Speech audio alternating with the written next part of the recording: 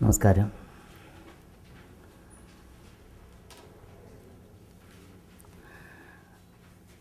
Consumer ഫെഡിൻ്റെ managing director എന്നുള്ള നിലയിൽ ഇന്നലെ 7 വർഷം പൂർത്തിയാക്കിയിരിക്കുകയാണ്. അപ്പം നേരത്തെ തന്നെ ആഗ്രഹിച്ചിരുന്നു 7 വർഷം പൂർത്തിയാക്കുന്ന സമയത്ത് ഇത്രയും കാലം എല്ലാ സഹായ സഹകരണങ്ങളും നൽകിയിട്ടുള്ള എറണാകുളത്തെ പ്രബുദ്ധരായ മാധ്യമ പ്രവർത്തകരെ കാണണമെന്നും അതിൻ്റെ സന്തോഷവും നന്ദിയും ഒക്കെ രേഖപ്പെടുത്തണമെന്നും വളരെ നേരത്തെ തന്നെ തീരുമാനിച്ചിരുന്നതാണ്. അപ്പോൾ ഇന്നലെ അവധി ദിവസമാണ്, അതുകൊണ്ട് ഇന്ന് എല്ലാവരെയും കാണാനായിട്ട് തീരുമാനിക്കുകയായിരുന്നു. കഴിഞ്ഞ 7 വർഷമായിട്ട് എറണാകുളം എൻ്റെ ഒരു രണ്ടാമത്തെ വീടാണ്. ഇവിടെയുള്ള ആൾക്കാരോടെല്ലാം മാധ്യമപ്രവർത്തകരോടെല്ലാം വളരെ അടുത്ത വ്യക്തിബന്ധമുണ്ട്. നിങ്ങളെല്ലാവരും നൽകിയിട്ടുള്ള സഹായ സഹകരണങ്ങൾക്ക് ഞാൻ ഈ അവസരത്തിൽ നന്ദി രേഖപ്പെടുത്തുന്നു. കഴിഞ്ഞ 7 വർഷത്തെ കൺസ്യൂമർ ഫെഡിനുണ്ടായിട്ടുള്ള വളർച്ചയുടെ ഒരു ഏകദേശ ചിത്രം ഇവിടെ വിതരണം ചെയ്തിട്ടുണ്ട്. അത് തീർച്ചയായും ഒരു പ്രസ് റിലീസിൻ്റെ നിയതമായ രൂപത്തിലല്ല, അത് മനഃപൂർവ്വം ചെയ്താണ്. അതിൻ്റെ നേട്ടങ്ങളൊരു പ്രസ് റിലീസിൻ്റെ രീതിയിൽ എഴുതിയിട്ടില്ല. എങ്കിൽ പോലും അതിൽ കൂടി ഒന്ന് പെട്ടെന്ന് കണ്ണോടിച്ച് നോക്കുന്ന ഏതൊരാൾക്കും ഇന്ന് ഇന്ത്യയിലെ ഏറ്റവും പ്രമുഖമായിട്ടുള്ള ഒരു സഹകരണ സ്ഥാപനമായിട്ടുള്ള കൺസ്യൂമർ ഫെഡിൻ്റെ കഴിഞ്ഞ 7 വർഷം കൊണ്ടുണ്ടായിട്ടുള്ള വളർച്ചയെപ്പറ്റി മനസ്സിലാകും. അതാത് കാലങ്ങളിൽ ഭരിച്ചിട്ടുള്ള സർക്കാരുകൾക്കാണ് അതിൻ്റെ ഏറ്റവും പ്രധാനപ്പെട്ട പങ്ക്. അതത് കാലങ്ങളിലുള്ള ഭരണസമിതിക്കാണ് ഈ വിജയത്തിനുള്ള പങ്ക്. കൺസ്യൂമർ ഫെഡിലെ ജീവനക്കാർക്കാണ് അതിൽ ഏറ്റവും വലിയ പങ്ക്. അതോടൊപ്പം ഈ സ്ഥാപനത്തിൻ്റെ ചീഫ് എക്സിക്യൂട്ടീവ് എന്നുള്ള നിലയിൽ പ്രവർത്തിച്ച എനിക്കും ചെറിയ രീതിയിലുള്ള എളിയ പങ്ക് ഈ വിജയത്തിൽ വഹിക്കാൻ സാധിച്ചിട്ടുണ്ട് എന്ന് അങ്ങേറ്റത്തെ വിനയത്തോടു കൂടി അവസരത്തിൽ പറയാൻ ആഗ്രഹിക്കുന്നു.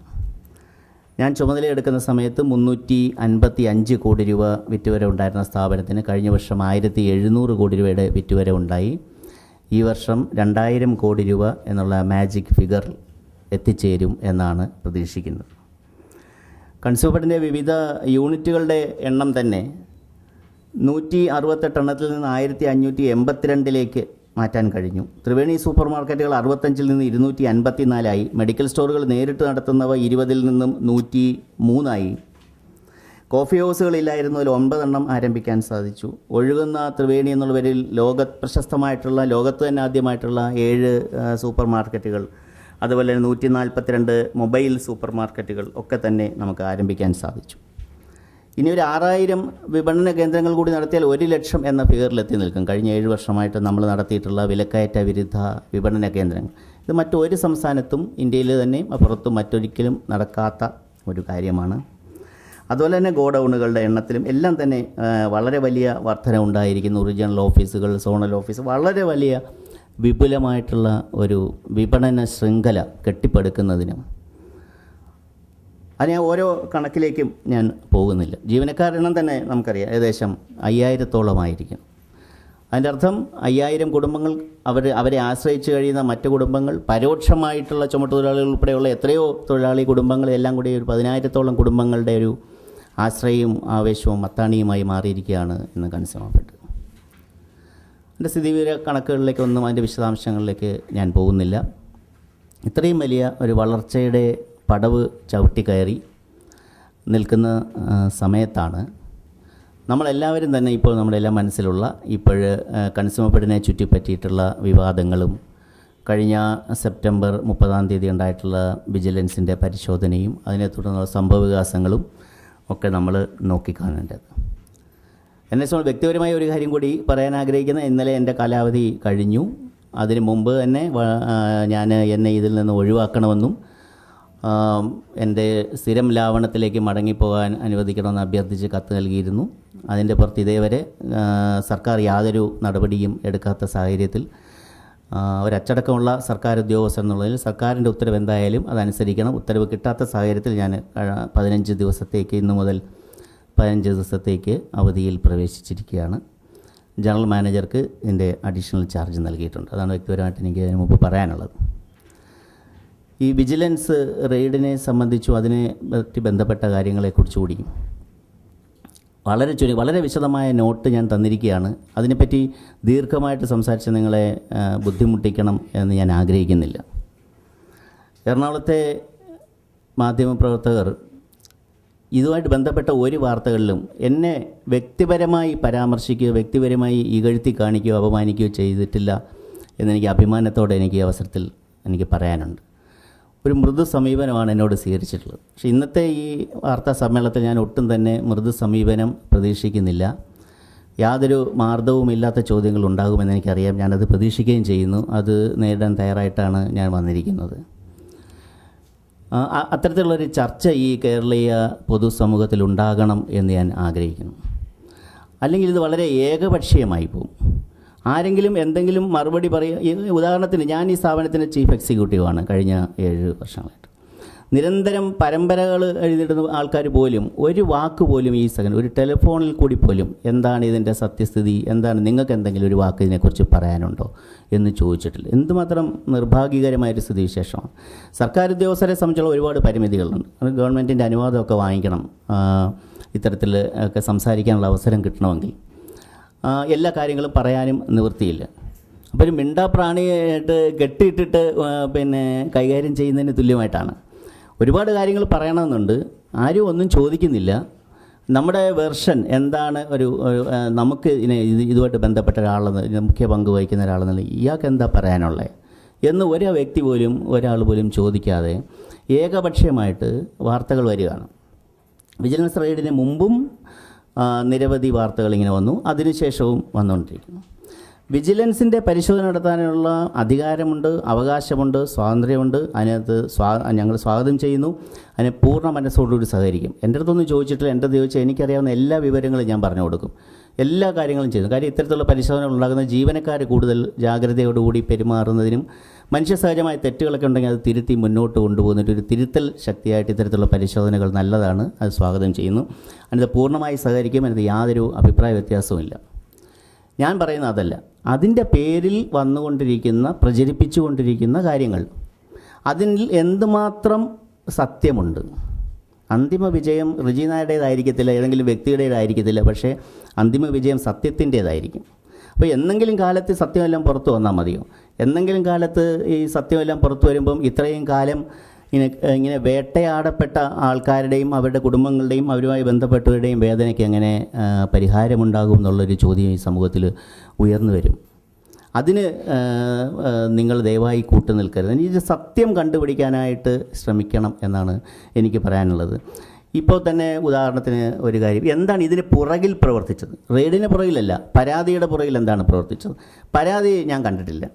പരാതിക്കകത്ത് എന്താണെന്നുള്ളതെന്ന് എനിക്കറിയില്ല, ഞങ്ങൾക്ക് ആർക്കും അറിയില്ല. പരാതിയെപ്പറ്റി ആരും ഒന്നും ചോദിച്ചിട്ടില്ല. അതുകൊണ്ട് തന്നെ അറിയാൻ വയ്യ. പരാതിയിൽ ഇന്ന വിവരങ്ങളുണ്ട് എന്ന് കാണുന്നതും മാധ്യമങ്ങളിലൂടെയാണ്. അന്വേഷണത്തിൽ എന്തെല്ലാം കണ്ടെത്തി എന്ന് പറയുന്നത് മാധ്യമങ്ങളിലൂടെയാണ്. അപ്പോൾ പരാതിയിലുണ്ട് എന്ന് പറയുന്ന കാര്യങ്ങൾ തന്നെയാണ് കണ്ടെത്തൽ എന്നുള്ള രീതിയിലും മാധ്യമങ്ങളിൽ കൂടി നമ്മൾ കാണുന്നത്. അപ്പോൾ ഇത് കണ്ടിട്ട് നമ്മൾ ഇതുമായി ബന്ധപ്പെട്ടവർ ശരിക്കും പകച്ചു നിൽക്കുകയാണ്. എന്താണ് സത്യം എന്നറിയാൻ വേണ്ടി അടിസ്ഥാനരഹിതമായ ആരോപണങ്ങൾ ഉന്നയിക്കപ്പെടുമ്പോൾ അതിൻ്റെ ഒരു നിജസ്ഥിതി അന്വേഷിക്കാനായിട്ടുള്ള സാമാന്യമായിട്ടുള്ള ഒരു ബോധം ബന്ധപ്പെട്ട ആൾക്കാർ പ്രദർശിപ്പിക്കുന്നില്ല എന്നുള്ള പരാതിയാണ്. കുറ്റക്കാരാണെങ്കിൽ തീർച്ചയായിട്ടും ശിക്ഷിക്കണം. ഞാൻ കുറ്റം ചെയ്തിട്ടുണ്ടെങ്കിൽ, തെറ്റ് ചെയ്തിട്ടുണ്ടെങ്കിൽ തീർച്ചയായിട്ടും എന്നെ ശിക്ഷിക്കണം. മറ്റുള്ളവരാരെങ്കിലും ആണ് ചെയ്തിട്ടുണ്ടെങ്കിൽ അത് ശിക്ഷിക്കണം. അതിന് പകരം ഇങ്ങനെ പരസ്യമായിട്ട് അപമാനിച്ച് ഇപ്പം 7 വർഷം ഈ സ്ഥാപനത്തിന് വേണ്ടി അഹോരാത്രം പണിയെടുത്ത എന്നെ അപമാനിതനാക്കി അപകീർത്തിപ്പെടുത്തി സമൂഹ മധ്യത്തിൽ ഇത്രമാത്രം കരുതേച്ച് കാണിച്ചുകൊണ്ട് ഈ സ്ഥാനത്ത് നിന്ന് ഇറക്കി വിടത്തക്ക രീതിയിലുള്ള എത്ര വലിയ തെറ്റാണ് ഇവിടെ സംഭവിച്ചിട്ടുള്ളതെന്നാണ്. ഇപ്പം അരിയുടെ വില കൂട്ടി വാങ്ങി, അതാണ് ഒരു പ്രധാനപ്പെട്ട പത്രങ്ങൾ കാണുന്നത്. ഏതരി, എന്തരി, എങ്ങനെ ജയ അരി എന്ന് പറയുന്നത് തന്നെ എത്രയോ ഇനം അരികളുണ്ട്. തമിഴ്നാട് ജയമുണ്ട്, ഗുജറാത്ത് ജയമുണ്ട്, പഞ്ചാബ് ജയമുണ്ട്, കർണാടക ജയമുണ്ട്, ആന്ധ്രയിലെ ജയമുണ്ട്. നമ്മുടെ ആൾക്കാർക്ക് വേണ്ടത് എന്താണ്? ആന്ധ്രയിലെ ഗോദാവരി ജില്ലയിൽ നിന്ന് വരുന്ന ജയ അരിയാണ് ഏറ്റവും പ്രധാനപ്പെട്ട അരി. അതാണ് കേരളത്തിൽ തിരുവനന്തപുരം മുതൽ തൃശ്ശൂർ വരെയുള്ള ആൾക്കാർക്ക് വേണ്ടത്. അതിനെക്കുറിച്ചാണ് വിവാദം. അപ്പോൾ ഏതെങ്കിലും ഒരു ജയരിയുടെ വില പറഞ്ഞിട്ട് കാര്യമില്ല. അതൊന്ന്. 2, ഇനി ആന്ധ്രയിലെ ജയാണെന്ന് സമ്മതിക്കുക. ആന്ധ്രയിലെ ജയയ്ക്ക് 24 രൂപ 70 പൈസ വിലയുണ്ടെന്ന്. എവിടുത്തെ വിലയാണ്? ആന്ധ്രയിലെ വിലയാണ്. 24 രൂപ 70 പൈസ ആന്ധ്രയിലുള്ള അരി ആ ബില്ലെടുത്ത് കാണിക്കുമ്പോൾ അതിൻ്റെ രണ്ടാമത്തെ വരി ആരും കാണിക്കുന്നില്ല. അതിനകത്ത് എഴുതിയിട്ടുണ്ട് റെയിൽവേ കടത്തുകൂലി ഇത്ര രൂപ. അപ്പോൾ റെയിൽവേ കടത്തുകൂലിയും കൂടെ ചേരുമ്പം 1 കിലോ അരി ഇവിടെ വരുമ്പോൾ എത്ര രൂപയാവും? എത്ര പ്രാവശ്യം ഇതിനകത്ത് ഹാൻഡിലിംഗ് ചാർജ്, കൈകാര്യ ചെലവുകൾ വരും? എത്ര പ്രാവശ്യം ലോഡിംഗ് ആൻഡ് അൺലോഡിംഗ് ചെലവുകൾ വരും? എത്ര പ്രാവശ്യം റെയിൽവേ സ്റ്റേഷനിലെ ഗുഡ് ഷെഡ് ക്ലിയറൻസ് ചാർജ് വരും? ഇതെല്ലാം കൂടെ കഴിഞ്ഞിട്ടാണ് ഒരു വില വരിക. ആ വില എത്രയാണ്? ഇപ്പോൾ തന്നെ പത്രങ്ങളിൽ ഞാൻ ഈ നോട്ടിനകത്ത് പറഞ്ഞിട്ടുണ്ട്, കമ്പോള നിലവാരം പ്രസിദ്ധീകരിക്കുന്നുണ്ട്. കമ്പോള നിലവാരം എന്നുള്ള കോളത്തിൽ ജയ അരിക്ക് 29 രൂപ 50 പൈസ ഉണ്ടെന്ന് എഴുതുകയും അതിനോട് കൊടുത്തിരിക്കുന്ന വാർത്തയുടെ കോളത്തിൽ കമ്പോള വില 24 രൂപയാണെന്നും പറയും. അതൊരു വിരോധാഭാസമല്ലേ? അങ്ങനെ ചെയ്യാം. അതേ പത്രം തന്നെ പ്രസിദ്ധീകരിക്കുന്ന കമ്പോള നിലവാരത്തിൽ 29 രൂപ 50 പൈസ വിലയുണ്ടെന്ന് പറയും. അതേ പത്രം തന്നെ പ്രസിദ്ധീകരിക്കുന്ന വാർത്തയിൽ 24 രൂപയാണ് വില. 24 രൂപ 70 പൈസയുടെ ബില്ല് കാണിച്ചിട്ട് അത് 24 രൂപയ്ക്ക് എങ്ങനെ കേരളത്തിൽ കൊടുക്കും? ഇനി കേരളത്തിലെ വിലയാണോ? കേരളത്തിലെ വിലയാണെങ്കിൽ 1.5 വർഷം മുമ്പാണ് ജയ അരിക്ക് 24 രൂപ കേരളത്തിൽ വിലയുണ്ട്. അതിനുശേഷം ആരെങ്കിലും ഒരാൾ ഇതുപോലെ ഒരു പത്രസമ്മേളനം എറണാകുളം പ്രസ് ക്ലബ്ബിൽ വിളിച്ച് പറയട്ടെ, 24 രൂപയ്ക്ക് 25,000 ടൺ അരി ഞാൻ കൊടുക്കാൻ തയ്യാറായിരുന്നു, എൻ്റെ കയ്യിൽ നിന്ന് വാങ്ങിച്ചില്ല. അവർ മാധ്യമപ്രവർത്തകർക്ക് അന്വേഷിക്കാം, ഇവർ ആ സമയത്ത് ആർക്കൊക്കെ കൊടുത്തിട്ടുണ്ട്, ഇതേ രൂപയ്ക്ക് കൊടുത്തിട്ടുണ്ടോ, എത്ര ടൺ കൊടുത്തിട്ടുണ്ടെന്നൊക്കെ പറയും. ഇതുവരെ ഒരാളും പറഞ്ഞില്ലല്ലോ. അപ്പോൾ ആന്ധ്രയിലെ വില പറഞ്ഞിട്ട് ഞങ്ങളെപ്പോലെ തന്നെയുള്ള സമാനമായിട്ടുള്ള പ്രവർത്തന ശൈലി, ഞങ്ങളെക്കാൾ വലിയ സ്ഥാപനം, പൊതുവിതരണ സമ്പ്രദായത്തിൽ ഏറ്റവും ശക്തമായ പങ്ക് വഹിക്കുന്ന സ്ഥാപനം സപ്ലൈകോ, അവരും ഇത് തന്നെ ചെയ്തിരിക്കുന്നത്. നമ്മളെക്കാട്ടി 10 പൈസ കൂട്ടി വാങ്ങിച്ചിട്ടുണ്ടെങ്കിലേ ഉള്ളൂ. അവർക്ക് 15 ദിവസത്തിനകം പേയ്മെൻറ്റ് കൊടുക്കാനുള്ള സംവിധാനമുണ്ട്. ഞങ്ങൾക്ക് 6 മാസത്തിനകം പേയ്മെൻറ്റ് കൊടുക്കാൻ സംവിധാനമില്ല. 6 മാസം മുതൽ 1 വർഷം വരെ ആകാം. 90 കോടി രൂപയാണ് അരി വാങ്ങിച്ച വകയിൽ നമ്മൾ സപ്ലയർമാർക്ക് കൊടുക്കാനായിട്ടുള്ളത്. മൊത്തം സപ്ലയർമാർക്കെല്ലാം കൂടെ 370 കോടി രൂപയാണ് കൊടുക്കാനുള്ളത്. ഇത്രയും രൂപ കൊടുക്കാനുള്ള ആൾക്കാർ, 1 വർഷം വരെ പേയ്മെൻറ്റിന് കൊടുക്കുന്ന ആൾക്കാർ ഈ പറയുന്ന വിലയ്ക്കൊക്കെ വാങ്ങിക്കണം എന്ന് പറയുന്നത്. അപ്പോൾ അങ്ങനെ വരുമ്പോൾ ഈ ചില ഉത്തമ വിശ്വാസത്തിലും ഉത്തമമായിട്ടുള്ള ബോധ്യത്തോടും കൂടി സമൂഹ നന്മയ്ക്ക് വേണ്ടി ചില തീരുമാനങ്ങൾ എടുക്കേണ്ടി വരും. ഈ റൂളും നിയമവും ചട്ടങ്ങളും ഒക്കെ ജനങ്ങളെ സഹായിക്കാനായിട്ടാണ്, ജനങ്ങളെ ഉപദ്രവിക്കാൻ വേണ്ടിയിട്ടല്ല. പിന്നെ 500 രൂപ ഏതെങ്കിലും പാവപ്പെട്ടവന് കൊടുക്കാൻ പറഞ്ഞാൽ അത് 5 രൂപ നോട്ടായിട്ട് കൊടുക്കണോ 10 രൂപ നോട്ടായിട്ട് കൊടുക്കണമെന്ന് കുറി എഴുതി മേപ്പോട്ട് വിടുന്നതല്ല ചെയ്യണം. അത്തരത്തിലുള്ള പ്രവർത്തന ശൈലിയല്ല നമ്മൾ ചെയ്തിട്ടുള്ളത്. ഇപ്പം ഇത് ജനങ്ങൾക്ക് പ്രയോജനപ്പെടണമെന്ന്. ഇപ്പം ഓണം 16-ാം തീയതിയായിരുന്നു ഓണം. ആന്ധ്രയിൽ നിന്ന് അവസാനത്തെ വാഗൺ വന്ന 5-ാം തീയതിയാണ്. അവസാനത്തെ 10 ദിവസവും നമ്മൾ അരി കൊടുത്തു. എവിടെ നിന്ന് കിട്ടിയാലും കൊടുക്കണം എന്നുള്ളതാണ് നമ്മുടെ ലക്ഷ്യം. 4783 ഔട്ട്ലെറ്റിലും ഈ അരി എത്തിക്കണം. അപ്പോൾ നമ്മൾ ശ്രദ്ധിച്ചെന്താണ്? ടെൻഡർ വിലയേക്കാൾ കുറഞ്ഞ വിലയിലായിരിക്കണം. ടെൻഡറിൽ പങ്കെടുത്ത ആൾക്കാരിൽ നിന്ന് വാങ്ങണം. ഗുണനിലവാരം ഉള്ള അരി തന്നെ കൊടുക്കണം. ഇതൊക്കെ ചെയ്തിട്ടുള്ളൂ. ഇതെല്ലാം സ്ഥാപിക്കാൻ കഴിയും. അപ്പോൾ ഇതെല്ലാം സ്ഥാപിക്കുന്നതിന് പകരം കാൽക്കുലേറ്ററിനകത്ത് നോക്കിയിട്ട് 28 - 24 = 4, 4 × 25,000 = കോടി, ഇത്ര കോടി. കോടിക്കൊന്നും ഒരു വിലയില്ലാത്തൊരു കാലഘട്ടം. എത്ര കോടി? ഇപ്പം 400 കോടിയിൽ തുടങ്ങി 60 കോടിയിലും 70 കോടിയിലും ഒക്കെ വന്ന് ഇന്നിപ്പോൾ 75 ലക്ഷം രൂപയിൽ എത്തി നിൽക്കുന്ന, നാളെ എത്രയിൽ വന്ന് നിൽക്കുന്നു പറയാൻ വയ്യ. ഇപ്പം കൺസ്യൂമർ ഫെഡ് റിജി നായർ 60 കോടി കേരളം മുഴുവൻ എല്ലായിടത്തും പ്രചരിച്ചു കഴിഞ്ഞു. എന്താണ് ഈ 60 കോടി രൂപയുടെ കണക്ക്? 60 കോടി രൂപയുടെ കണക്ക് ഞാൻ മരിക്കുന്നതിന് മുമ്പ് എനിക്കൊന്ന് അറിഞ്ഞാൽ കൊള്ളാമെന്നുണ്ട്. ഞാൻ മരിക്കുന്നതിന് മുമ്പ് ഈ 60 കോടി രൂപയുടെ കണക്കറിഞ്ഞാൽ മതി. മരിക്കുന്നതിന് മുമ്പെന്ന് പറയാൻ കാര്യമുണ്ട്. എപ്പോൾ വേണമെങ്കിലും സംഭവിക്കാമല്ലോ. ഈ ഒരു നേതാവ് കേരളത്തിലെ ഏറ്റവും പ്രധാനപ്പെട്ട ഒരു ഭരണാധികാരിയുടെ അടുത്ത് എന്നെ മാറ്റണമെന്ന് പറയാനായിട്ട് പോയി. ഇപ്പോൾ സാധാരണ പറയുന്ന എല്ലാ കാര്യങ്ങളും പറഞ്ഞു. കഴിഞ്ഞ ഗവൺമെൻറ് കാലത്ത് വന്ന ആളാണ്, മാർക്സിസ്റ്റ് ചാരനാണ്, ഇങ്ങനത്തെ കാര്യങ്ങളെല്ലാം സ്വാഭാവികമായിട്ട് പറയുന്ന എല്ലാ കാര്യങ്ങളും പറഞ്ഞു. അപ്പോൾ അദ്ദേഹം അതിനൊരു വിസമ്മതം അതിന് യോജിച്ചില്ല ആ അഭിപ്രായത്തോടു കൂടി. അതല്ല, അയാളിപ്പോൾ ഇവിടെ നിൽക്കണം, ഇപ്പം മാറ്റാൻ ഒക്കുമെന്ന് ഞങ്ങൾ കരുതുന്നില്ല എന്ന് പറഞ്ഞപ്പോൾ ഇദ്ദേഹം ചോദിച്ചു, ഇയാൾ ഇന്ന് രാത്രി അറ്റാക്ക് വന്നെങ്കിൽ ചത്തുപോയാൽ എന്ത് ചെയ്യും? നാളെ ഈ സ്ഥാപനം അടച്ചിടുമെന്ന് ചോദിച്ചു. മനസ്സിലായില്ലേ? അപ്പോൾ എന്തുമാത്രം പകയാണ്, എന്തുമാത്രം വൈരാഗ്യമാണ് ഇങ്ങനെയുള്ള ആൾക്കാർക്ക് ഒരു മനുഷ്യനെ പറ്റി അങ്ങനെ നമ്മൾ പറയുമോ? അപ്പോൾ അങ്ങനെ അത് മാത്രമല്ല, 2 സ്ഥലത്ത് ഇങ്ങനെ പ്രസംഗിക്കുകയും ചെയ്തു. അപ്പോൾ ഇങ്ങനെ ചെയ്യുമ്പോൾ എന്തുമാത്രം പകയാണ്. ഈ പകയും വൈരാഗ്യവും എല്ലാം കൂടി ഉരുണ്ടുകൂടി ഇത്തരത്തിലുള്ളൊരു പരാതിയുടെ പുറകിൽ പ്രവർത്തിച്ചു എന്ന് ഞാൻ പറഞ്ഞാൽ, അങ്ങനെ പരാതിപ്പെടാനുള്ള കാര്യം, വഴിവിട്ട കാര്യങ്ങളൊക്കെ ചെയ്യാനായിട്ട് ഞങ്ങളാരും തയ്യാറാവാഞ്ഞതുകൊണ്ടാണ് എന്നൊക്കെ ഞാൻ പറഞ്ഞാൽ അതിനെക്കുറിച്ചൊക്കെ ഒരു അന്വേഷണം നടത്തേണ്ടതാണെന്ന് എൻ്റെ അഭിപ്രായം. എന്തെങ്കിലുമൊക്കെ ലക്ഷ്യങ്ങളുണ്ട്. ആരാണ് ഇത് ചെയ്തത് എന്നുള്ളതിന്. ഭൈമി കാമുകന്മാർ ഉണ്ട്, ഏതെങ്കിലും കാര്യം ആഗ്രഹിച്ചിട്ട് നടക്കാതെ. നിരാശാ കാമുകന്മാരുണ്ട്, ഓൾറെഡി നോക്കി പിന്നെ നടന്നില്ല. അസൂയാലുക്കൾ, സ്വാഭാവികമായിട്ടും സ്ഥാപനത്തിൻ്റെ വളർച്ചയിൽ അസൂയാലുക്കളാകുന്ന ആൾക്കാരുണ്ട്. ഈ സ്ഥാപനം തകർന്നാൽ പ്രയോജനം കിട്ടുന്ന ആൾക്കാരുണ്ട്. ഈ സ്ഥാപനത്തിന് നന്നായാൽ ഈ സ്ഥാപനത്തിൻ്റെ പ്രയോജനം ആർക്കാണ്? ഈ 10,000-ഓളം തൊഴിലാളി കുടുംബങ്ങൾക്കും ഈ നാട്ടിലെ പട്ടിണി പാവങ്ങളായ ലക്ഷക്കണക്കിന് ആൾക്കാർക്ക്. ഈ സ്ഥാപനം തകർന്നുള്ള പ്രയോജനം ആർക്കാണ്? കരിഞ്ചന്തക്കാർക്കും പൂഴ്ത്തുവയ്പ്പുകാർക്കും കൃത്രിമ ക്ഷാമം സൃഷ്ടിക്കുന്നവർക്കും കൃത്രിമ വിലക്കയറ്റം സൃഷ്ടിക്കുന്ന ശക്തികൾക്കും. ഞാൻ കൊല്ലം സ്വദേശിയാണ്. കൊല്ലത്ത് ജനിച്ച് വളർന്ന് കൊല്ലത്തിൻ്റെ മണ്ണിൽ വളർന്ന ഒരാളാണ്. കൊല്ലമാണ് ഇതിൻ്റെ എല്ലാം ഏറ്റവും വലിയ പ്രഭവ കേന്ദ്രമായി, ഈ ആരോപണങ്ങളെല്ലാം പ്രഭവ കേന്ദ്രമായി വാർത്തകളെല്ലാം വന്നിട്ടുള്ളത്.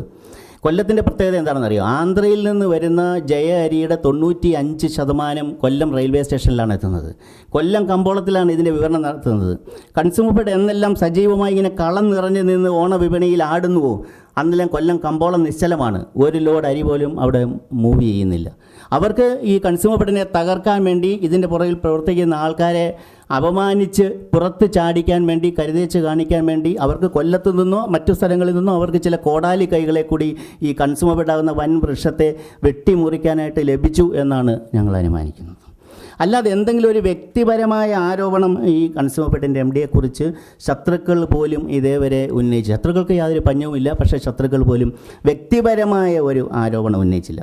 എന്തെങ്കിലും സാമ്പത്തിക നേട്ടം ഉണ്ടാക്കി, ആരെങ്കിലും നിന്ന് പൈസ വാങ്ങിച്ചു, എന്തെങ്കിലും ഒരു സാമ്പത്തിക ഇടപാടിൽ ഇയാൾ ഇത്ര രൂപ ഉണ്ടാക്കി. സാറിന് ഇങ്ങനത്തെ ആരോപണങ്ങൾ വരുമ്പോൾ ഏതെങ്കിലും ഒരാളിനെ കിട്ടും, വാടകയ്ക്കെങ്കിലും കിട്ടും, മൈക്കിൻ്റെ മുമ്പിൽ നിന്ന് പറയാൻ, ഞാൻ ഇയാൾക്ക് ഇത്ര രൂപ കൊടുത്തു. അങ്ങനെ വാടകയ്ക്ക് പോലും ഒരാളിനെ നമുക്കെതിരെ പറയാനായിട്ട് കിട്ടും. അത്രമാത്രം സത്യസന്ധമായിട്ടും സുതാര്യമായിട്ടും ജോലി ചെയ്തതിന് കിട്ടിയ ഒരു പ്രതിഫലമായിട്ട് കാണും. കേരളത്തിലെ ഏത് പൊതുമേഖലാ സ്ഥാപനത്തിൻ്റെ മേധാവിയുടെ വാതിലിൻ്റെ പുറത്ത് എഴുതി വെച്ചിട്ടുണ്ട്, ആർക്കും എപ്പോഴും ഏത് സമയത്തും അനുവാദം കൂടാതെ അകത്ത് കടന്നു വരാമെന്ന് എഴുതി വെച്ചിട്ടുണ്ട്.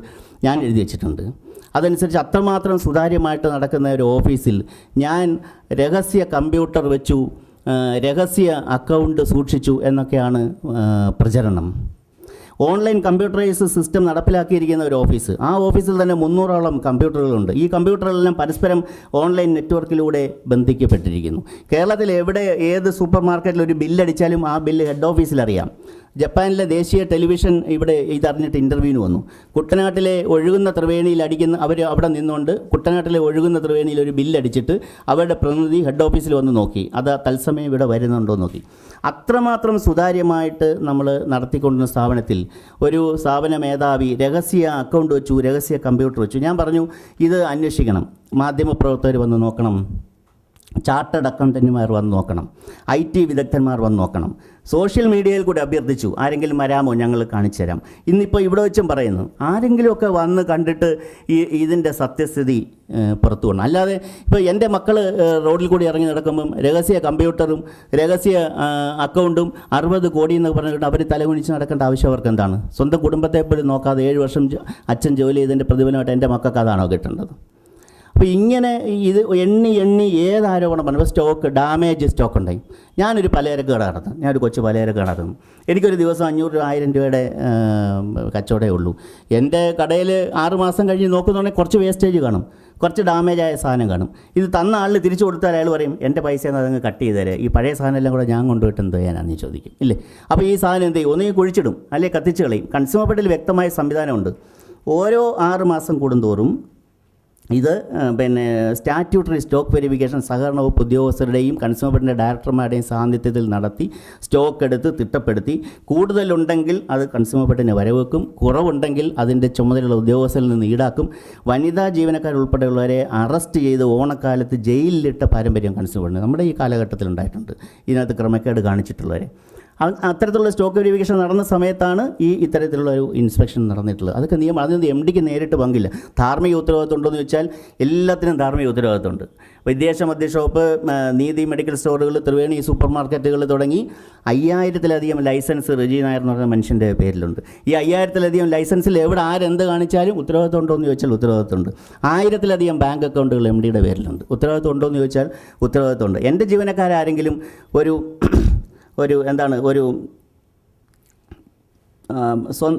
സതുദ്ദേശത്തോടു കൂടി അത് ചെയ്തിട്ടുണ്ടെങ്കിൽ, കരുതിക്കുട്ടി തെറ്റ് ചെയ്തില്ലെന്നുണ്ടെങ്കിൽ ഞാൻ അവരോടൊപ്പം നിൽക്കും. കരുതിക്കുട്ടി തെറ്റ് ചെയ്തിട്ടുണ്ടെങ്കിൽ അവരതിൻ്റെ ശിക്ഷ അനുഭവിക്കും. ഈ അധികാരമൊക്കെ പൂർണ്ണമായി ഡെലിഗേറ്റ് ചെയ്ത് കൊടുത്തിട്ടുള്ളതാണ്. MD-ക്ക് യാതൊരു കാര്യമില്ല.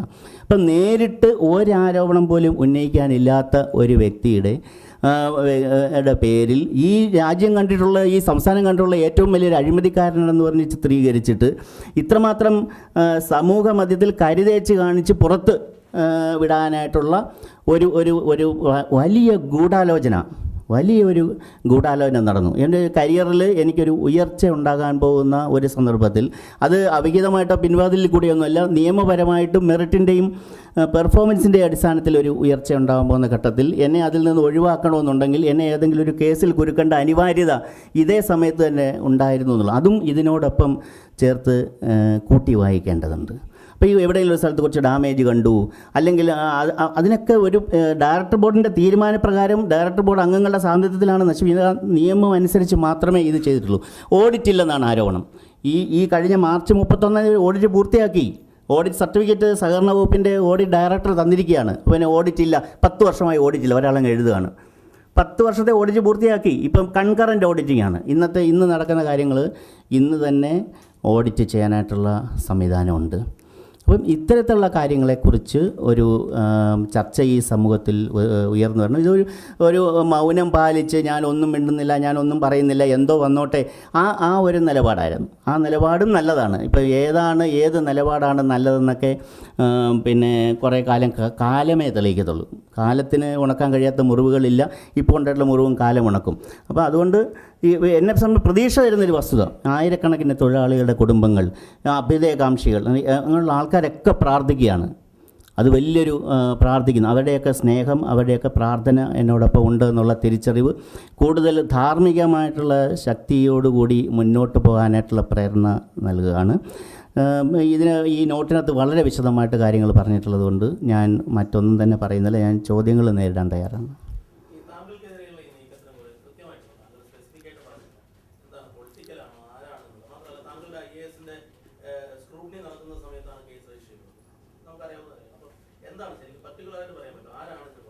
ഞാൻ പറയാതെ പറഞ്ഞായിരുന്നു. ഞാൻ ഈ പറഞ്ഞ കാര്യങ്ങളെല്ലാം പറഞ്ഞിരുന്നു. IAS സ്കൂട്ടർ നടക്കുന്നത് സത്യമാണ്. ഈ സമയത്ത് പിന്നെ അത് ചെയ്തു എന്നുള്ളതും ഈ സമൂഹത്തിന് അറിയാവുന്നൊരു കാര്യമാണ്. ഈ പറഞ്ഞേക്കുന്ന ഈ പത്രങ്ങൾ കേട്ട് വന്ന ഒരാരോപണം എന്നെ സംബന്ധിച്ച് വ്യക്തിപരമായി ബാധിക്കുന്ന അല്ലെങ്കിൽ കൂടി ഇതിൻ്റെ എല്ലാം ഏക ഉത്തരവാദി ഞാനാണ് എന്നുള്ള രീതിയിലാണ് ഇത് പ്രൊജക്റ്റ് ചെയ്യപ്പെട്ടത്. അതെല്ലാം ഒരു സത്യമല്ലേ? പിന്നെ ഏതോ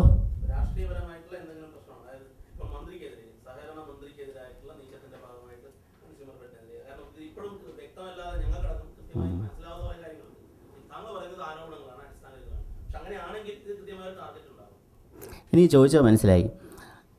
ഞാൻ രാഷ്ട്രീയ പ്രവർത്തകനല്ലല്ലോ, ഞാൻ ഒരു സർക്കാർ ഉദ്യോഗസ്ഥനാണ്. സർക്കാർ ഉദ്യോഗസ്ഥൻ്റെ പെരുമാറ്റച്ചട്ടത്തിൻ്റെ ഒരു ചട്ടക്കൂടിനകത്ത് നിന്നുകൊണ്ടല്ലേ എനിക്ക് പരസ്യമായി മറുപടി പറയാൻ ഒക്കൂ. ഇപ്പോൾ മന്ത്രിക്കെതിരെ നീക്കണോ വേറെ നോക്കോ അങ്ങനെയൊക്കെ ഒരു ഉദ്യോഗസ്ഥൻ പറയുന്നത് ശരിയാണോ? അതുകൊണ്ട് അങ്ങനത്തെ കാര്യങ്ങൾ എനിക്ക് പറയാൻ സാധിക്കുന്നില്ല.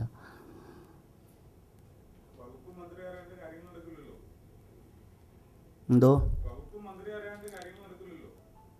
അതെ, എനിക്കതിനെപ്പറ്റി അറിയില്ല.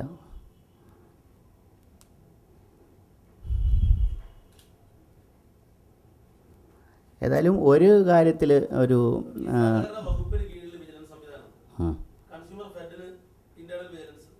ഉണ്ട്,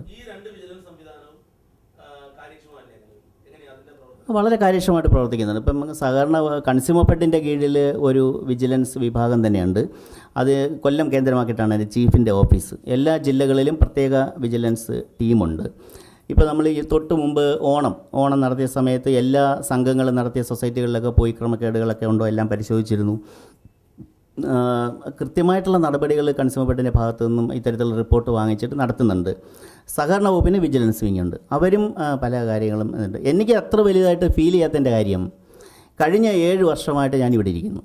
ഞാൻ 10,000 കോടി രൂപയിലധികം പർച്ചേസ് നടത്തിയിട്ടുണ്ട്.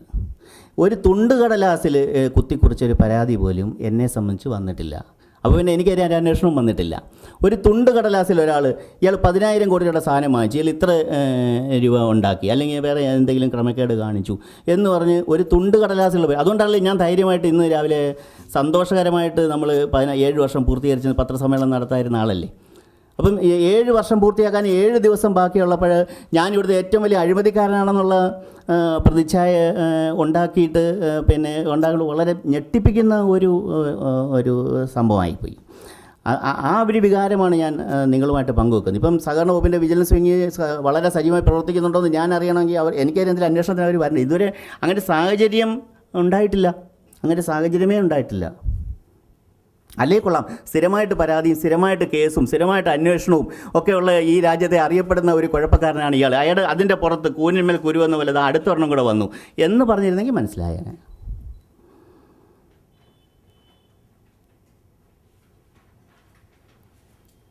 ഇപ്പോൾ ഒരു എന്തോ ഡയറക്ടർ ബോർഡ് അങ്ങനെ പലരും മാറുകയും വരികയൊക്കെ ചെയ്തിട്ടുണ്ട്. അതൊക്കെ ഗവൺമെൻറ്റാണ് ചെയ്യുന്നത്. അങ്ങനത്തെ സംഭവങ്ങൾ ഉണ്ടായിട്ടുണ്ട്.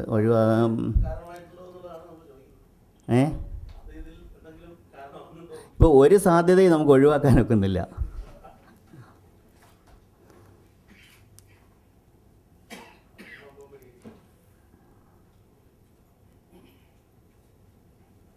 പൊതുവേ പക്ഷേ എനിക്കൊരു കാര്യം പറയാനുള്ളത്, ഈ എം ഡി വരിക എം ഡി പോവുകയോ ചെയ്തോട്ടെ, ഈ സ്ഥാപനം നിലനിൽക്കണം. ഈ സ്ഥാപനം ഈ നാടിൻ്റെ വലിയൊരു അസറ്റാണ്, സ്വത്താണ്. നമ്മുടെ നാട്ടിലെ പട്ടിണി പാവങ്ങളെ ലക്ഷക്കണക്കിന് ആൾക്കാരുടെ വലിയൊരു ആശ്രയ കേന്ദ്രമാണ് ഈ സ്ഥാപനം. ഇന്നത്തെ ഈ സ്ഥാപന ദിവസം ഈ ഫൈലിൻ ചുഴലിക്കാറ്റ് ആഞ്ഞടിച്ചതിന് ശേഷമുള്ള ഒഡീഷ തീരത്തെ സ്ഥിതിയാണ്. വളരെ സന്തോഷമായിട്ട് എൻ്റെ ജീവനക്കാരുടെയൊക്കെ മുഖത്ത് വളരെ വലിയ ദുഃഖവും ദൈന്യതയും തളം കെട്ടി നിൽക്കുന്നതാണ് ഞാൻ കാണുന്നത്. ആർക്കും ഒരു റിസ്ക് എടുത്ത് കാര്യങ്ങൾ മുന്നോട്ട് ചെയ്യാനായിട്ടുള്ള ഒരു ആത്മധൈര്യവും ഒരു മനോവീര്യവും അവർക്ക് ചോർന്നു പോയതുപോലെ എനിക്ക് തോന്നുന്നു. ഇത് ഒരുപാട് സഹകരണ സ്ഥാപനങ്ങളിൽ നിന്നും ധനകാര്യ സ്ഥാപനങ്ങളിൽ നിന്നും പണം കടം മേടിച്ചിട്ടാണ് ഈ സ്ഥാപനം മുന്നോട്ട് കൊണ്ടുപോയിക്കൊണ്ടിരിക്കുന്നത്. 500 കോടി രൂപയിലധികം ഇപ്പോൾ നമ്മൾ കടം വാങ്ങിച്ചിട്ടുണ്ട്. 38 കോടി രൂപയോളം ഒരു വർഷം പലിശ കൊടുക്കണം. കഴിഞ്ഞ മാസം വരെ എല്ലാവർക്കും തൃപ്തിപ്പെടുത്തിക്കൊണ്ട് അവരുടെ എല്ലാം പലിശയെല്ലാം കൊടുത്തൊക്കെ തീർത്തിരുന്നു. അതുകൊണ്ട് തന്നെ അവർക്കൊരു വിശ്വാസ്യത ഉണ്ടായിരുന്നു. അപ്പോൾ ഇങ്ങനത്തെ ഈ സ്ഥാപനത്തെ പറ്റിയുള്ള ഇങ്ങനത്തെ കെട്ടുകഥകൾ പ്രചരിക്കുമ്പോൾ അത് ധനകാര്യ സ്ഥാപനങ്ങൾക്ക് ഈ സ്ഥാപനത്തിലുള്ള വിശ്വാസ്യതയെ തകർക്കുമോ എന്ന് ഞാൻ സ്വാഭാവികമായിട്ടും ഞാൻ സംശയിക്കുന്നു. അതുപോലെ തന്നെ 370 കോടി രൂപ മുതൽ റീജിയണൽ ഓഫീസും കൂടെ ചേർത്ത് 400 കോടി രൂപയോളം കൊടുക്കാനുള്ള വിതരണക്കാരും നിർമ്മാതാക്കളും അങ്ങനെയുള്ള ആൾക്കാർ അവരുടെയും ഒരു വിശ്വാസത്തിന് പുറത്താണ് ഈ ബിസിനസ് നടത്തിക്കൊണ്ട് എവിടെന്നെങ്കിലും പൈസ കൊണ്ടുവരും. അത് നീതിപൂർവ്വമായിട്ട് എല്ലാവർക്കും കിട്ടുന്ന രീതിയിൽ വിതരണം ചെയ്യും. അപ്പോൾ എല്ലാവർക്കും എന്തെങ്കിലും കിട്ടും. ഈ ബിസിനസ് എന്ന് പറയുന്ന ഒരു റൊട്ടേഷനാണ്. കുറച്ച് പൈസ കിട്ടും, അത് മുടക്കാം, അതിന് അടുത്ത പൈസ കിട്ടും. അത്തരത്തിലുള്ള അവരുടെ ഒരു വിശ്വാസത്തിന് കോട്ടം തട്ടിയോ ഈ സമീപകാലത്തെ സംഭവവികാസങ്ങളിൽ സംശയിക്കേണ്ട ഒരു സാഹചര്യമുണ്ട്. പിന്നെ ഇതെല്ലാം ഉണ്ടെങ്കിലും ജീവനക്കാർ വളരെ സന്തോഷത്തോടു കൂടി അവർ പ്രവർത്തിക്കണം.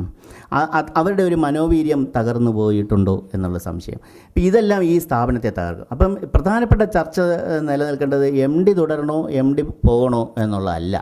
അതല്ല, ഈ സ്ഥാപനം നിലനിൽക്കണോ, അപ്പോൾ ഈ സ്ഥാപനത്തെ നിലനിർത്താനായിട്ട് എല്ലാ ആൾക്കാരും ഒരുമിച്ച് പ്രവർത്തിക്കണം. എന്നെ സംബന്ധിച്ചോളം ഞാൻ 7 വർഷം കഴിഞ്ഞ് ഞാൻ ഈ സ്ഥാപനത്തിൽ നിന്ന് പോവുകയാണ്, അപ്പോൾ എന്നാൽ പിന്നെ ഇതൊക്കെ തകർന്നു പോയിക്കോട്ടെ എന്ന് പറഞ്ഞ് എനിക്ക് പോകാനൊക്കൂ? അതൊരിക്കലും ഒരു ശരിയായ സമീപനമല്ല. നമ്മൾ പോയാലും ഈ സ്ഥാപനം നല്ലതായിട്ട് പ്രവർത്തിച്ച് നിലനിൽക്കണമെന്നാണ് ആഗ്രഹം. അതിനുള്ളൊരു സാഹചര്യം നമുക്ക് എല്ലാവർക്കും ചേർന്നുണ്ടാക്കണം. അല്ല, ഞാൻ അച്ചടക്കമുള്ള സർക്കാർ ഉദ്യോഗസ്ഥ എന്നുണ്ടെങ്കിൽ സർക്കാർ എന്തെങ്കിലും ഉത്തരവ് വന്നാൽ അത് പിന്നെ അനുസരിക്കാനല്ലേ ഒക്കൂ. ഇപ്പം എനിക്ക് ഞാൻ പോകണമെന്ന് എഴുതി കൊടുത്തു, സർക്കാർ തീരുമാനം എടുത്തില്ല. ഇനി എന്താ ചെയ്യുന്നത് എനിക്ക് അറിഞ്ഞുകൂടാ. ഇപ്പം സാധാരണഗതിയിൽ ഈ എക്സ്റ്റൻഷൻ്റെ ടൈം കഴിഞ്ഞ് 2-3 മാസം കഴിഞ്ഞിട്ടൊക്കെ ആയിരുന്നു ഓർഡർ വരാറ്. വാക്കാൽ ഇങ്ങനെ തുടരാൻ പറയുമായിരുന്നു. പക്ഷേ ഇപ്രാവശ്യം ഇങ്ങനത്തെ പ്രത്യേക സാഹചര്യത്തിൻ്റെ പശ്ചാത്തലത്തിൽ എന്തെങ്കിലും ഒരു ഓർഡർ സർക്കാരിൻ്റെ ഉത്തരവ് ലഭിക്കട്ടെ എന്നുള്ള ഇതാണ്. അല്ലെങ്കിൽ എനിക്ക് തിരിച്ചു പോകാം, അല്ലെങ്കിൽ എനിക്ക് പൊതുമേഖലയിൽ തന്നെ പിന്നെ എന്നെ സ്വീകരിക്കാൻ തയ്യാറുള്ള വേറെ ആൾക്കാരുണ്ടെന്ന് അറിയിച്ചിട്ടുണ്ട്. അപ്പം എനിക്ക് അതുകൊണ്ട് എൻ്റെ വ്യക്തിപരമായ കാര്യത്തെക്കുറിച്ച് എനിക്ക് യാതൊരു ആശങ്കയില്ല.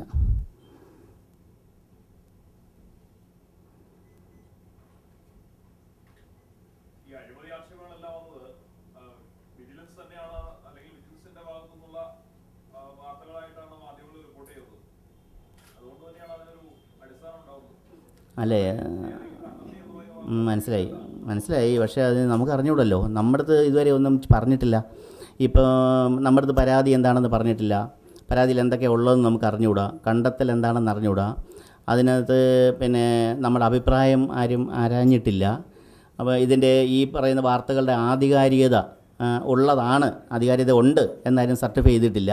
ആധികാരികത ഇല്ല എന്നാരും പറഞ്ഞിട്ടില്ല. ഇതെല്ലാം ഉണ്ട്. അതുകൊണ്ട് ഞാൻ ആ ഭാഗത്തേക്കേ കിടക്കുന്നില്ല. ഞാൻ പറഞ്ഞല്ലോ, വിജിലൻസിൻ്റെ അധികാരത്തെ അവകാശത്തെ ചോദ്യം ചെയ്യുന്ന പ്രശ്നമേ ഇല്ല. അത് വേണം എന്നുള്ള അഭിപ്രായക്കാരനാണ്.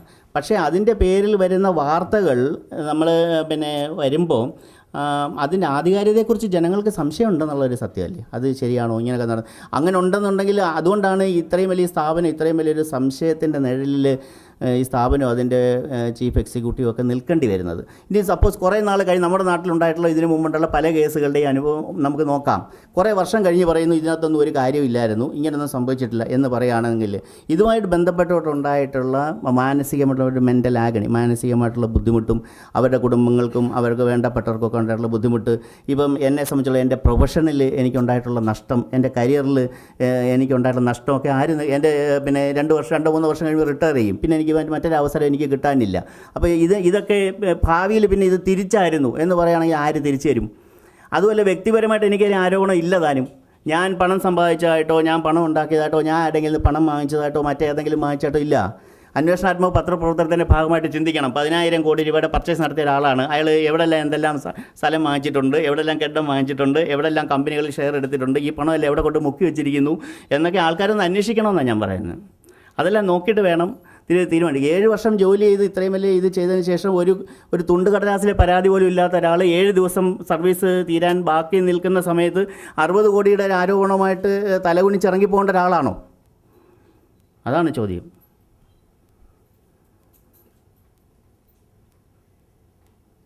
എനിക്കിന്ന്